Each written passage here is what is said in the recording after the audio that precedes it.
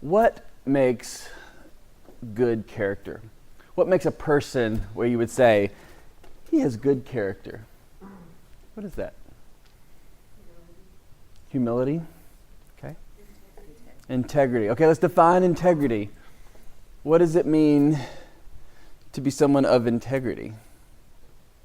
One person regardless of who you're around. Regardless of who you're around. So you're the same person at work as you are at home, at school, at church, you're the same person. Okay? To be honest no matter the cost. Okay? Even when no one else is looking. No one else is looking. I've heard that good character is doing the right thing even when no one else is looking. Right? So one of the things that we talk about in the book is that our job for ourselves, and if you're a parent, is to bring up your children for either us to be wise and courageous, to be of good character. And this week we heard about or read about what it means to be what it means to have good character and how we can lead that in our children. Major Heather Penny was a lieutenant 17 years ago. She was 2 weeks out of flight training school, or fighter pilot training school, and had just been on a training run when September 11th started happening. And her fighter jet had dummy bullets and no missiles. There were 8 people around the table, and they said it was going to take 45 minutes to arm the planes, but someone need to fly now. Her and her colonel ran to their planes. She started going through the pre-flight check, and he said, "No, stop. What are you doing? Get in the cockpit." Because at this point, there was no such thing as scrambling the jets. And so they went up knowing they had no ammunition, and their job was to stop the United Flight 93. Her father was a fighter pilot. She's a fighter pilot. Her father had retired from the military as a colonel and began flying for United, and flew that exact route that she was going to go intercept the plane. So as she ran to her plane, as she was flying, she knew that she may have to make a sacrifice of her life, that she may actually be killing her father, and she would ultimately be killing hundreds of civilians on a plane. As they approached, her and the colonel went through some avionics thoughts and how do you bring down a commercial airliner. They came up with a plan. They had 2 shots at it. They had 2 planes. So one was going to take out the wing. She was going to take out the tail. When it came down to it, they got within 30 seconds of when they were going to have to make a move to start their approach to the plane, when they started watching it fall. And some other heroes had taken over the plane, or at least fought against it, and the plane went down. So she ultimately didn't have to make that sacrifice. But in that moment, when she was running towards her plane, knowing she had no ammo, she didn't stop. She did the right thing in the right moment. And then 10 years later, when she was interviewed by the Washington Post, she talked about her growing up, and her father being a fighter pilot, and her military training. And it wasn't that in this moment she just did the right thing, but it was she had been brought up to do the right thing over time, right? And it was a part of her family and teaching her that character, so that in that moment when she was needed, she was able to be brave and to do the right thing. Now, I like to think and hope that I would act the same way, and I don't know how I would act, but what I do know is that with all of these things that we're doing, that it's not just a one-time decision in the big moments, but it is daily decisions. She talked about her dad and how her dad had instilled different things in her life growing up. And it was those daily decisions that ultimately led to that moment. In our technology, the average American looks at their phone over 70 times a day. This is a daily decision. Every time your child is saying, "Can I watch a show? Can I watch this movie? Can I get on my iPad? Can I? Each one of these is a decision that you're having to make. Okay. So one of the things that we're going to try to do is to set some commitments ahead of time that will help us make those decisions daily so that when those moments come up, we are prepared and we know where we want to stand. Because a lot of times, Hudson will come, can I watch the show? Go ask your mother. But if we have a framework, a mentality of what we're doing, it's a lot easier to make these decisions. So these 3 commitments require 3 key decisions that happen preemptively. These are about preparing ourselves to make the right decision in those moments. So today we're going to talk about chapter 1, which was choosing character, chapter 2, which was shaping space and how we build our homes to focus on the things that we want to focus on, and how we structure our time, our agenda, our week around the things that matter so that we can build character. Our life has become very easy.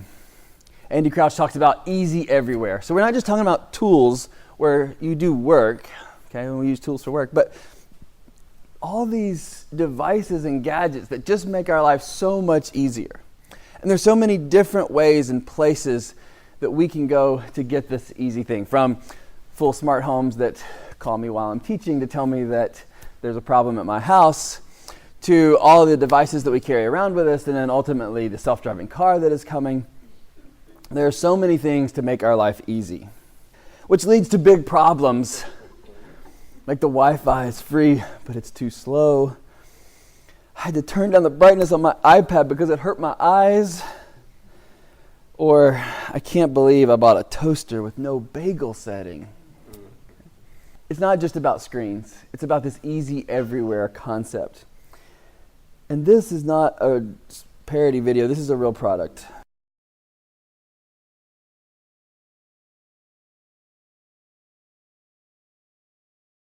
We have a device that will make the bed, help you sleep better, be more productive, and solve all of your marital problems. Right? Easy everywhere, right? I mean, this is how we think of things. We try to solve problems a lot of times with a new tool or a technology. But if we're going to have good character, if we're going to have a good marriage, we have to get a little bit deeper than just having a self-making bed. Okay? A climate-controlled self-making bed. Right? So one of the things that Andy says is that an important role of the family is how we build character in each other. And we develop wisdom and courage, not just by ourselves or on our own, but as a family. So we're going to talk about wisdom, courage, and family. We're going to break each one of these down. Can you find wisdom on the internet? This came from the internet. You're right. Okay. So I at least have some knowledge from the internet. Okay. Someone in the last class said the Bible is on the internet. There's wisdom in the Bible. Okay. But how would you define wisdom? Here's the definition: the quality of having experience, knowledge, and good judgment. The quality of being wise. But what does it take to be wise? Okay. The Bible says fear of the Lord is the beginning of wisdom. That's right. I've heard a definition that I like of knowing the way things go. Knowing the way things go. I can use that in my AI class because essentially that's what we do. We predict the future. Right? Okay. I think the quality of wisdom takes community. Iron sharpens iron, one man sharpens another. So it takes. So to get there, it does that. In a Right? vacuum of So- just looking at So what if I know the right thing to do, but I don't act on it? I'm wise enough to know the way things go, but I don't act it. Am I really a wise person? It's not just the knowledge, it's the application, how you apply it. Yeah. I think this internet definition is really weak. It doesn't mention the whole part about, God and how that he's the source of our all wisdom. But there's not, I feel there's a big piece missing here is the actual act of wisdom. Right? Which takes courage, right? So wisdom and courage together. To know the right thing to do and then to be able to act on that. And as I shared that story at the beginning, but the ability to have courage in every moment of the day when ethical decisions come up, but when just personal good choices come up and you have to make the right one. But Stephen, to me, Mhm. what's interesting is you start out at the deficit on both of those. Mm. So there has to be a little bit of activity, but then there has to be a little bit of guidance from somewhere else that is not you Yeah. to be bringing you to those places. And that's, It's really hard to become wise on my own and brave on my own, which gets us to the family, right? This is the family. Now, if you read in the book, we talked about the family unit. In the American family unit, we think of a single family home with, a couple with 2 kids. That is a American definition and viewpoint of family, but that is not the majority of families in the United States or across the world. Okay? Many families are single households. Many families are couples. Many families are multi-generational, and then you might have cousins and nieces and nephews all living in the same home. Okay? And so our view of family is just being, parents and kids. I think that's not necessarily the way it was in biblical times, culturally there.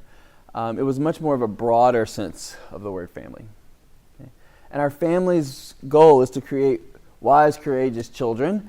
Then we have to do that together. So you mentioned iron sharpening iron, that this idea of that we can work and do things together so that we can become and lead us to those opportunities of character.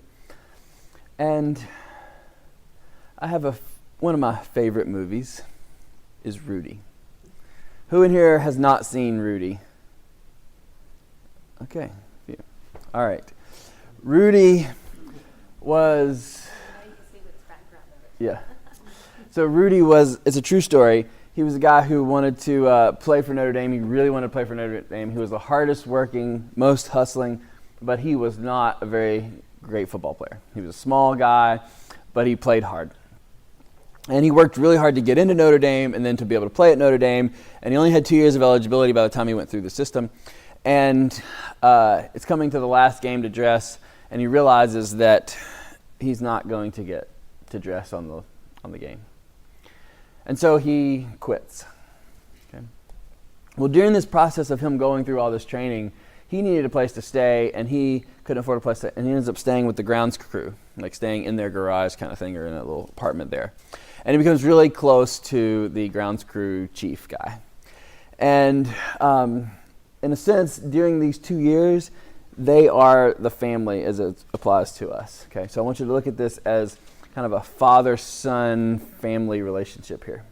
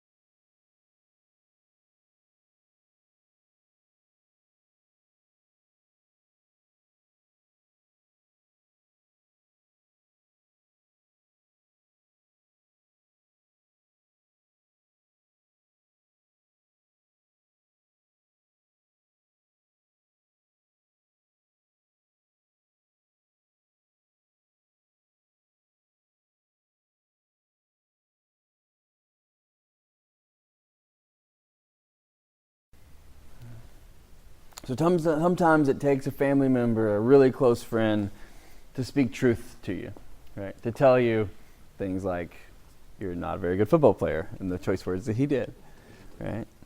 Sometimes we need to hear that, right?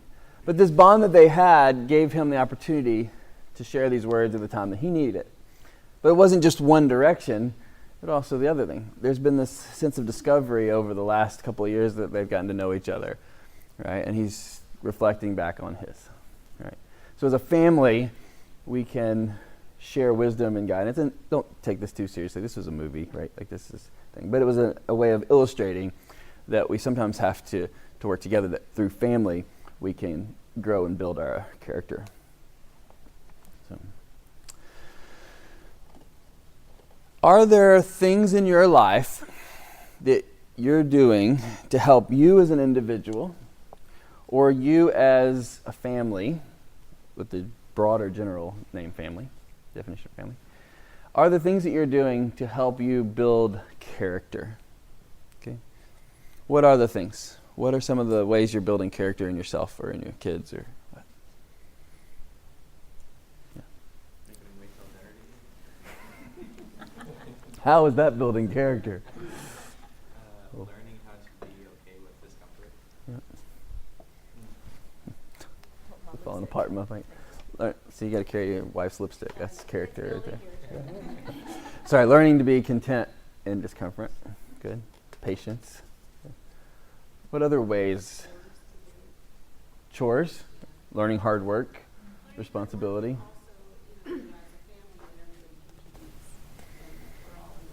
Mm-hmm. Yeah. This is along a different line, but like we talk about discussion. We have discussions in the car about character, or like if something comes up, like we will talk about a certain topic, like telling the truth, and we're always talking about, or we read books, like intentionally pick out books on certain character, and we'll talk about it. And just intentional moments. Yeah. Like that. So those post moments, like after an event happens at school or something, we might discuss it, or I do something at work, having that discussion with my wife and realizing I was totally wrong in that situation, or things like movies and books and stories that come up that we have the opportunity to speak truth about. It's good. Yeah. One question we ask is, how are you with friends? Mm. Kind of remind about, like, Write that one down. what are the things you do that are not just like self-centered? How are we a good friend today? Yeah. Yeah. One of the things we pray for is, that we will serve and show God's love today, but I don't necessarily follow up. So, well, did we do that today? So, good. One thing with our boys, I got this from Roddy. Every day on their way to school, Roddy was praying for his boys, and then one day he got to a red light where he always prays, and he didn't do it, and the boys were like, "Hey, Dad, you forgot to pray for us," right? And he told that story one time, and it really stuck with me. So now, when I take the boys, I make a point to do that. And apparently, I say the same. There's one line I say always the same time. I say, oh no, I can't say it. Keep them healthy, safe, and strong. And so when I was trying to change it up a little bit, and I didn't say it, and then so Hudson had to say, "And keep us healthy, safe, and strong." Amen. After it. So they get this, right? This idea that habit matters, showing things over and over again, modeling these behaviors, big important piece to building character. Okay. I'm going to share one other story that happened the other day. So we were doing a lot of yard work, and Rusher was over there doing his thing, and I told him to do, and then Hudson had finished his, so he goes and he lays down in the hammock. And his brother's over there working really hard. And at first I wanted to yell at Hudson, "Get over there and help your brother." But then I walk over there and I'm like, "Hudson, what's your brother doing?" "Working." "What are you doing?" "Sitting here." Right? And this idea of do I have to tell you, or are you just going to figure this out, right? Helping them to figure that out, building that character. But I think we have to have it in ourselves. And that was part about our homework, right? Our homework is about focusing on ourselves, of monitoring and knowing about ourselves first before we can do that. Because our kids see how we act. They see what we do with our technology. And we need to model that as a family. Yeah. Go ahead. That was the baby. And Hudson this morning, he said something about, can I watch the Braves recap this morning? And I said, why don't you read your Bible first? You know what I mean? Like trying to do better, you know, like, because he wants to check it every day. And he goes, did you read your Bible already this morning? I was like, So apparently we've also worked them too hard this weekend, because I got up this morning and they're like, today is a day of rest. It's the Sabbath. The word Sabbath was actually mentioned when they piled in our bed. Yeah, they literally came into our bed, woke us up, and were like, today's the Sabbath. I'm like, you get the irony here? Tell you it's a day of rest. Yes, exactly, We right? have no work today. Yeah. So as a family, we build character, and one of the ways we can do this is by shaping our home to be focused on the things that matter. Okay. So almost every living room in America is positioned so that the couch and the seating faces what? The TV. Imagine you were looking at this from an outside perspective. The mornings they get up and the kids sit before it and stare at it. And then in the evening, all the family gathers around this thing. You'd think it was a god, right? It's our idol, right? This idol that we do. We build our homes so that they all face the TV, right? But what could we do to shape our space in a different way? Andy said, as one of his commitments was for his family, we want to create more than we consume. So we fill the center of our home with things that reward skill rather than reward skill and active engagement. So things are focused on to create and engage. Okay. The first time I read this, one of the points that I think I missed that I got the second time was that that creative part of things that they are creating doesn't have to be the long-term piece of art. It doesn't have to be some amazing piece of yard work that's going to stay around for 4 years, but it can be something in the moment. It can be creating a story. It can be creating a piece of music or playing a piece of music someone else wrote in that moment, because it's the skill and the sharing and sharing it to the family.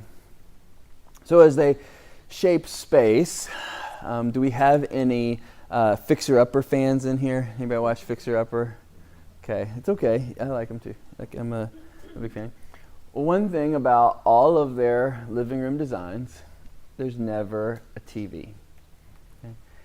For one thing, that actually frees up a little creativity because you're not focused around what are you going to do with this big black box, right?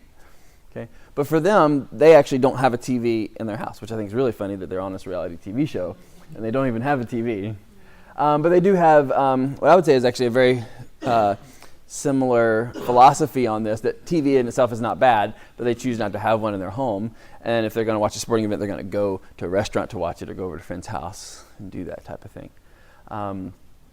But they build and craft the home so they have this flow of this idea of family coming together. Andy Crouch said the best way to choose character is to make it part of the furniture. Okay? Something that's there, something that's a part of who you are, right? Because those are the things that we gather around, right? So, he mentioned the hearth. You had this heat-emitting thing, light-emitting that dances around. It's somewhat a form of entertainment. And for years, you had families gather around the hearth, the center of the home, to engage with each other, to discuss, to stay warm. And that became the family discussion moments, right? That was where character was built, in those moments around the hearth. So my question to you is, what is the modern day hearth? Today, what is our modern day hearth? What is it that where people gather around? The dinner table. Great. The dinner table. The kitchen. Right? So why is it the kitchen now? Why is it around the dinner table? What happens in your house between 5 o'clock and 7 o'clock? You're cooking dinner, you're getting it ready, you're getting on the table, you're cleaning the kitchen. All of that happens in those kind of dining room, kitchenette, whatever you want to, however that is in your home. That's pretty much like where it happens, right? So this idea that if we're going to be with each other, we probably need to be in the kitchen because one member of that family is going to be in the kitchen, right? And so I would argue that the modern day hearth is the kitchen. So it's probably a good thing that we have remodeled kitchens with larger spaces than ever before. We have more open space. We remodeled our kitchen and cut out a window out of the wall, so we have a little more connection between between the dining room and the kitchen, right? And it kind of hopefully, if TV's not on, guess where the kids gravitate to? The kitchen, right? They come over. I mean, so for good or bad, Amy's trying to get stuff out of the oven with a 19-month-old, like right there in the oven. But that's the thing; they're gravitating to that. So, can we build a modern-day hearth? This is not our living room. This is some big-time gamer. Yeah, this is a real board gamer, right? But as an example of making it accessible, right? He talked about like making things accessible. Here's a real low-tech version of scoring for Uno and just keeping the cards in the drawer of this, right? And the idea that there's a way to come around it. So if we think about our home, Settlers of Catan is a game that we like to play. Do we have any Settlers fans in here? Or Ticket to Ride. Those family games, we have them up on the top shelf of our entrance hall closet. I don't even know why they're there, but that's where Amy decided to put them. But that's probably not accessible. So, what'd you say? So you don't lose Yeah, maybe that's it. Right? The big adult family games, the family games are up high. But if we're going to do that more often, it needs to be as accessible as the television is, right? So is there a place for us to put that? Now, in defense, our children's games are lower and they're right there. We've transitioned to older kids and I've not yet put it out.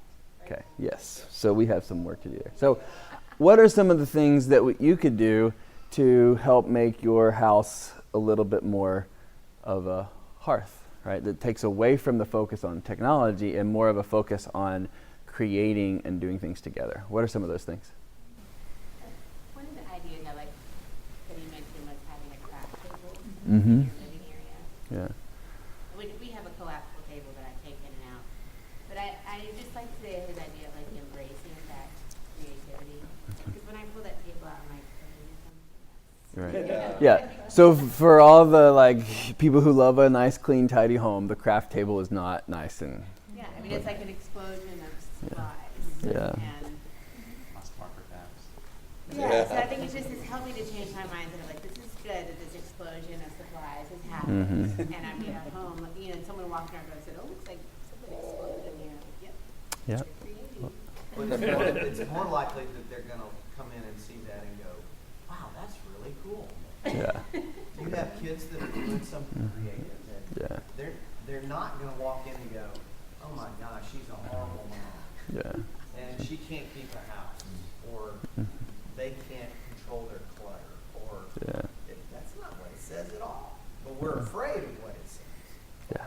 I don't like thinking it's nice. Yeah, well, that too. Yeah. Well, Without a doubt. right. So there's our character building, right? We can't just always do. So we had a moment where Rusher told. Granddad was visiting and there was something on the floor and he started picking it up, and Rusher said, "Granddad, you don't have to do that." He goes, "I don't." He goes, "Mommy will do it." This was last week.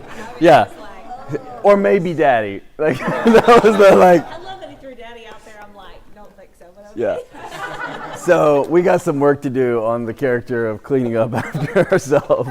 So that was a real eye-opener for us. So could we also create device-free spaces or device-limited spaces? Right. So at the dining room table is probably one, right? So at the dinner table, can we do device-free? That means we actually have to have a discussion without asking Wikipedia what the answer is, right? We can actually argue a little bit over who won the national championship and whatever year, right? Talk about it going to bed the other night. Oh, that's a bad one. All right, so Sarah laughed. She goes, yeah. So we were doing our nightly devotion, and Amy asked me to. So she was reading from the book, and I was gonna do the scripture. So I pull out my phone to read the scripture. Maybe, because I got a text message from someone who was supposed to take Hudson to the baseball practice, and the next day's logistics of figuring that out. So I felt this need that I had to answer it right then. So I start answering the text which then took Hudson's mind out of Bible time into, hey, I did this thing at school and we learned this new song. Well, of course, his parents were trying to support this new song, and he's like, I can't remember how it goes. Alexis, how does this song go? Okay. I'm sitting there with a book in my hand Okay. going, I mean, So- it's like falling apart in shambles all around me. So then all And of a the next sudden- thing I know, Rusher exits, and I'm like, where's Rusher going?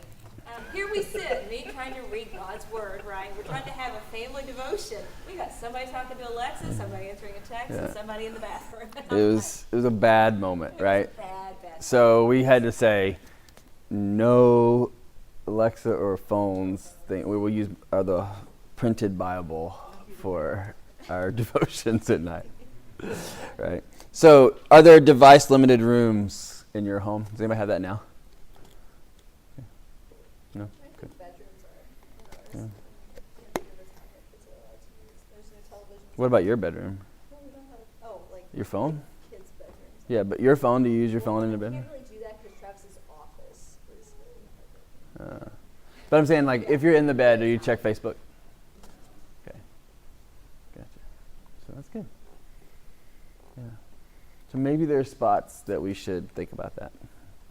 See, Yeah. So part of that be how you shape the space. For example, like our living room's got television stuff in it, but last night my daughter and I were both in. She was doing some reading, and there was some reading that I wanted to do, and we have kind of created that area as a place that if one of us isn't watching a television and stuff inside of there, then that becomes a space where we sit and read, or we go to our individual bedrooms.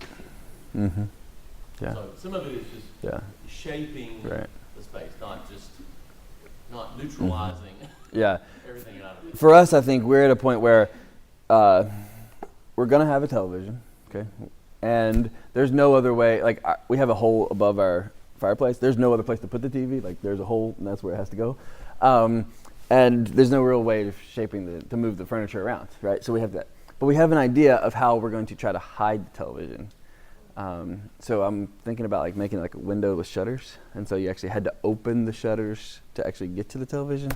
But I haven't convinced Amy on that yet. So we're working on it, right? But so are there ways that we can just practically do that? Okay. Doesn't have to be just the living room.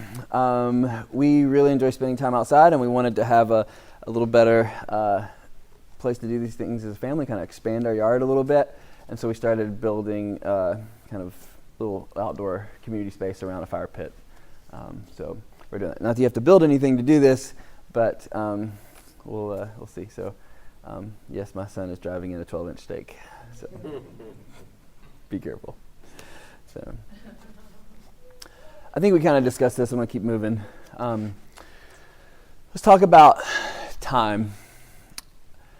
Michael Hyatt he's a business productivity writer that I have enjoyed his process in books.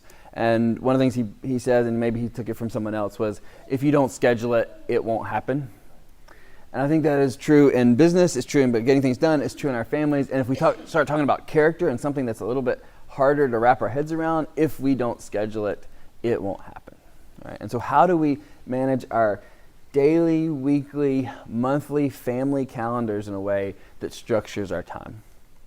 So Andy's family commitment is, we are designed for a rhythm of work and rest.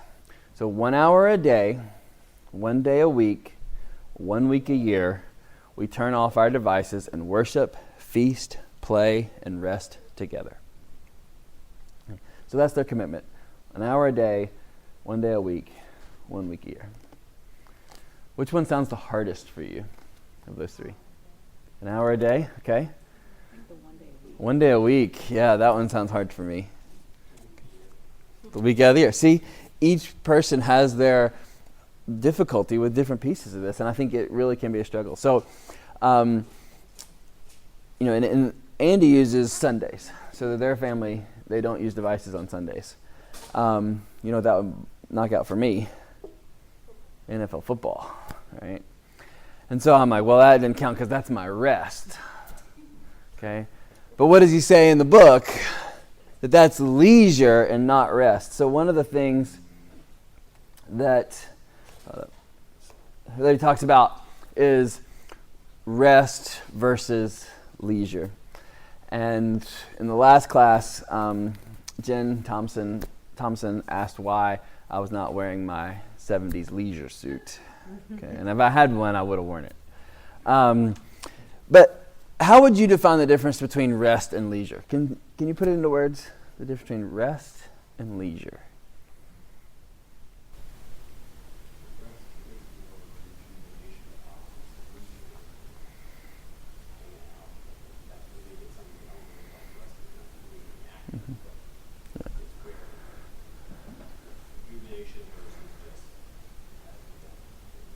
Yeah. I feel like rest, especially in this context, has to do with soul care a little bit, and Mhm. leisure is entertainment. Mm. I think Yeah. there's a big difference between Mhm. entertainment and soul care. So I feel like everything that I've thought of as rest defines itself really more as leisure. One of the things that Andy points out is that if other people have to work so that you can do this activity or not do an activity, then that is leisure. Right? So how many people have to work so I can watch NFL football? Okay, a lot, yeah. Question on that though. I mean, like reading the Bible, somebody works to write these books in the Bible, reading a fiction book. Do these things count as rest or are they leisure? So I wouldn't put that in the same category. I would say that, so let's say going to lunch on Sunday. Okay, if I'm trying to keep the Sabbath and be true restful on Sunday by me going to lunch, someone had to work so that I can not cook, right? Like, is that rest or leisure? The argument is that that's leisure, following this framework. I think for us to consume or do anything like read, someone had to write it, okay? But good work is an important thing, right? So if we go back to the difference between work versus toil, let's go ahead and define work, okay? So work is in I am doing something, I have a job, I'm being creative, I'm producing something, I'm providing for my family. But toil is oftentimes I need to move a rock from here to there, and then you're told to move the rock back, right? And you just keep doing these things. And I think we sometimes toil, not just in work, but we toil in our own leisure in that we're on social media and this toil of just scrolling and feeling this need to scroll and scroll and scroll for what value and what purpose, right? So if we think of both of them as purpose-driven, our work should be purpose-driven. It's providing for our family. It's creating, doing something for society. It is, doing the things we've been called by God to do. Rest is about that soul care. It's about giving us a chance to worship, giving us a chance to rejuvenate, and to not just space out or to consume, but to be engaged in a way that allows us to worship. Right? So, yeah. One of the things that we tried to implement a Sabbath at times over the gay day, and we discovered that a day was really hard to commit to, but a 24-hour period was much easier to work with. So like when my wife was in nursing school, she couldn't just take Sunday off. Right. She had to have stuff to do for Monday. So she would say from 3 o'clock Saturday to 3 o'clock Sunday, got the 24 hours and did that rest period. And that was really helpful for her to allow her to actually function, but not to say that's an odd day, like a calendar day. Yeah. I think back on how so when I was at the Washington Post, I had to work nights and weekends. And so I worked from basically 3 in the afternoon to 2 o'clock in the morning, Thursday through Sunday. But I mean, I could go to church on Sunday morning, but then my Monday was completely free. I actually did more true rest and focus when I did that than now that I have a normal 5-day work week, right? And I think finding the time to fit that in. Does it have to be a legalistic, the actual, Sabbath on Saturday, or is it the Lord's Day Sunday? I don't want us to be legalistic about it. What I want us to do is to find those times of rest, true rest, and worship, right? Like, what's the purpose of the Sabbath, not the legalistic definition of a Sabbath. Okay. And we think about this as like being even worse with our current work culture, that where technology comes into our homes more, and that now my boss can reach me anytime they want to, but this is not new.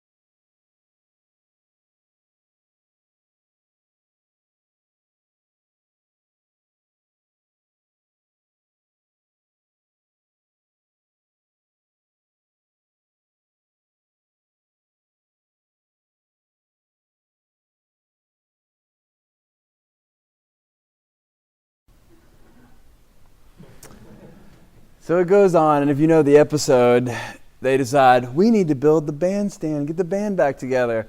And so then the women have to make the band uniforms, and the men have to fix the bandstand, and then they got to practice, and they do all this, and they work, and they're so exhausted.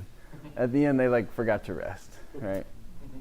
What I think is really interesting is that we think this is a new technological thing, and he was like, we race through our breakfast and we scan the headlines.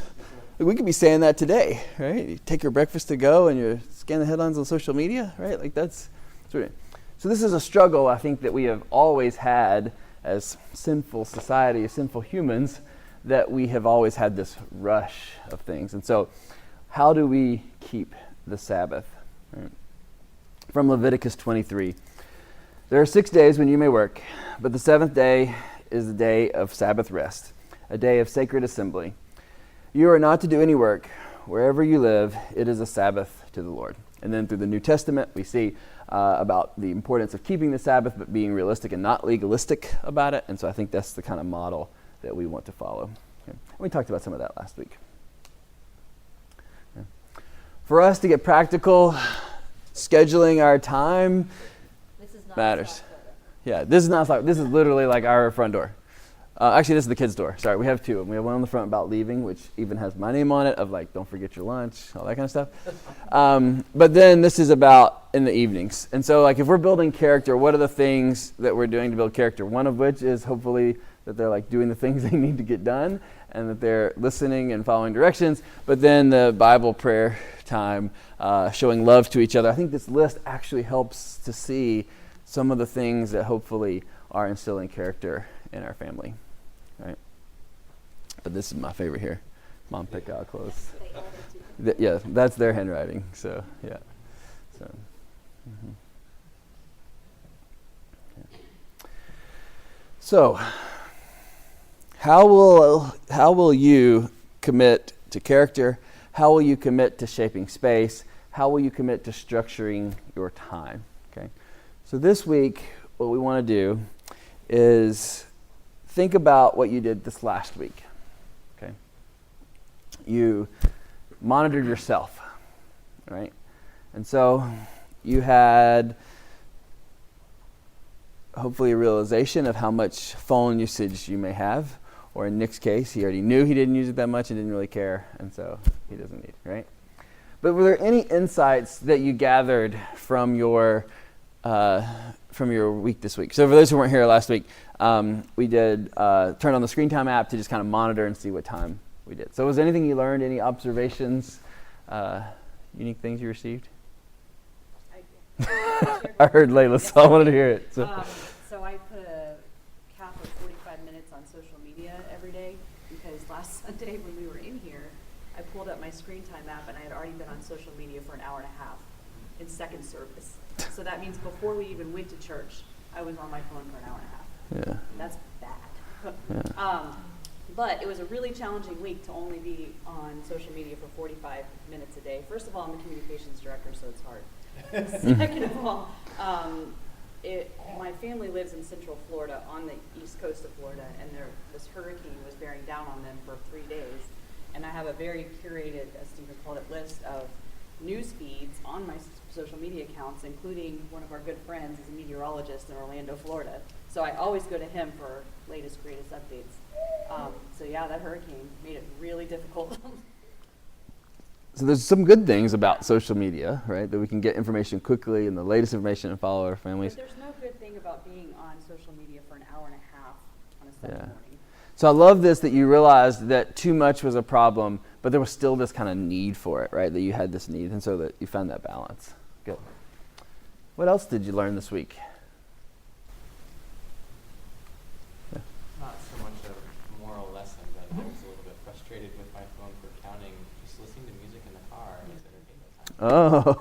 I just stopped my music on You're out of entertainment. So, it's funny.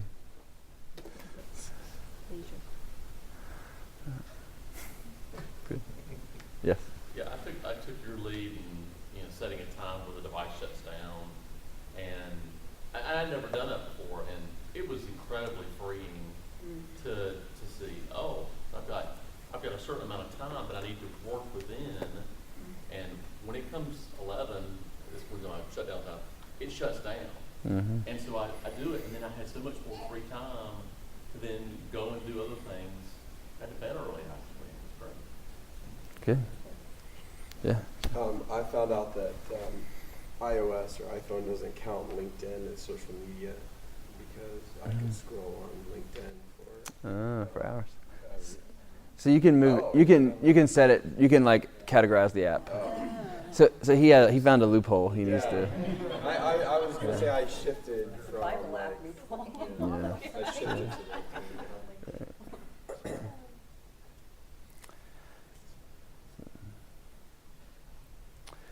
LinkedIn.